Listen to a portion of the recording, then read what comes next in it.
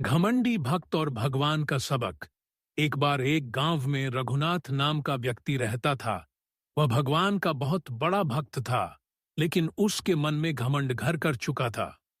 उसे लगता था कि उसके पूजा पाठ के कारण ही भगवान हर किसी की रक्षा करते हैं। वह हमेशा दूसरों को तुच्छ समझता और खुद को सबसे श्रेष्ठ। घमंड का प्रदर्शन। रघुनाथ रोज मंदिर में पूजा करता और गांव वालों से कहता, मेरे बिना भगवान कुछ नहीं, मैं ही उनकी सबसे बड़ी शक्ति हूं। गांव के लोग उसकी बातें सुनकर चुप रहते, लेकिन मन ही मन खिन्न हो जाते। भगवान की परीक्षा। एक दिन भगवान ने रघुनाथ को सबक सिखाने का निश्चय किया। उन्होंने गांव में एक बूढ़े साधु का रूप धारण किया और रघुनाथ के पास पहुंचे। साधु ने कहा, हे रघुनाथ, मैंने सुना है कि तुम भगवान के सबसे बड़े भक्त हो। मैं तुमसे एक वरदान चाहता हूं। रघुनाथ ने घमंड भरे स्वर में कहा, मुझसे जो चाहिए मांग लो। मैं भगवान का सबसे प्रिय हूं। साधु की मांग। साधु ने कहा, मुझे वरदान दो कि तुम एक दिन के लिए भगवान का काम संभालोगे। रघुनाथ को अपने ज्ञान और शक्ति पर घमंड था। उसने तुरंत सहमति दे दी। साधु मुस्कुराए और कहा, तो ठीक है, आज से तुम पूरे संसार के कर्मों को संभालोगे। अब घटनाएं अनियंत्रित हो जाती हैं। रघुनाथ को एक दिव्य सिंहासन पर बिठा दिया गया। जैसे ही उसने भगवान का काम संभाला, अनगिनत फरियादें उसके सामने आने लगीं। एक किसान ने प्रार्थना की कि बारिश हो। एक और किसान ने प्रार्थना की कि बारिश रुक जाए। किसी ने अपनी बीमार बेटी की सलामती मांगी। किसी ने अपने व्यापार में मुनाफे की इच्छा जताई। तो किसी ने कहा कि मेरे किए गए दुष्कर्मों की सजा मुझे ना दी जाए, आज से मैं ऐसे बुरे कर्म नहीं करूंगा। रघुनाथ ने जैसे ही एक किसान की प्रार्थना मानी, दूसरा परेशान हो गया। जैसे ही उसने बारिश रुकवाई, किसी की फसल बर्बाद होने लगी। वह समझ नहीं पा रहा था कि किसकी प्रार्थना सुने और किसे नजरअंदाज करे। सबक का एहसास। धीरे धीरे वह परेशान होने लगा और थक गया। उसे समझ आया कि भगवान का काम कितना कठिन और जटिल है। वह यह भी जान गया कि वह केवल अपने घमंड में भगवान की शक्ति को छोटा समझ रहा था। अब बस वह इस पद से अपने आप को हटाना चाहता था। उसकी यह दशा देखकर भगवान ने अपने स्वरूप में आने का निर्णय लिया, लेकिन रघुनाथ ने भगवान के काम को संभालते हुए महसूस किया कि अब वह जितनी भी कोशिश करता है, कुछ न कुछ गलत हो जाता है।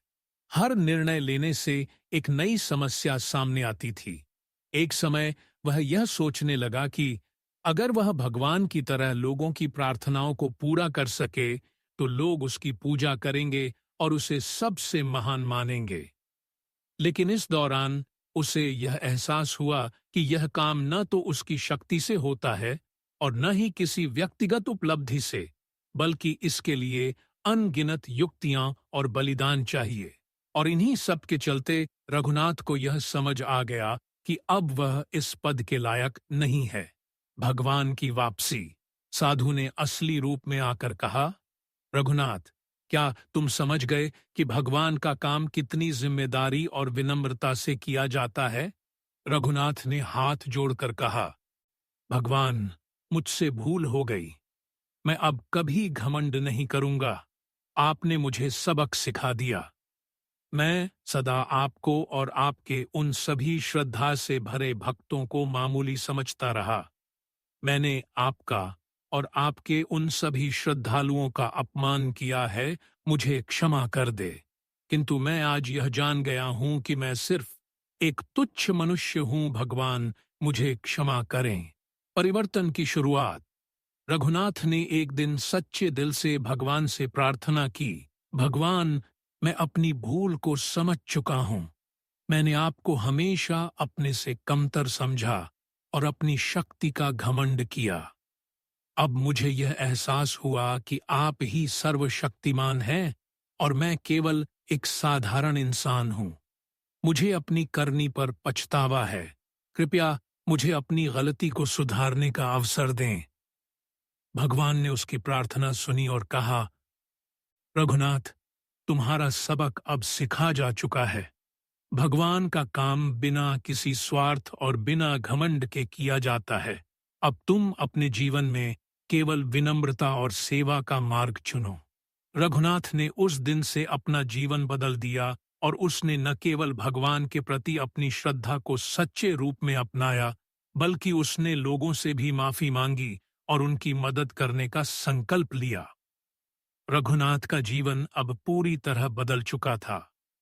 वह पहले जितना घमंडी था, अब उतना ही विनम्र और दयालु हो चुका था। उसकी पूजा और समर्पण में एक नई गहराई थी। उसने महसूस किया कि भगवान के प्रति सच्ची श्रद्धा और समर्पण ही जीवन का सबसे बड़ा लक्ष्य है। इसलिए भगवान के कार्यों और सिद्धांतों को समझते हुए रघुनाथ ने दूसरों के दिलों में भगवान की सच्ची महिमा और विनम्रता को फैलाने का काम किया। वह अब जानता था कि भगवान सिर्फ उन लोगों को पसंद करते हैं जो दिल से उन्हें चाहते हैं और जिनकी निष्ठा केवल उनके प्रति होती है, न कि अपनी शक्ति या महानता के प्रदर्शन के लिए।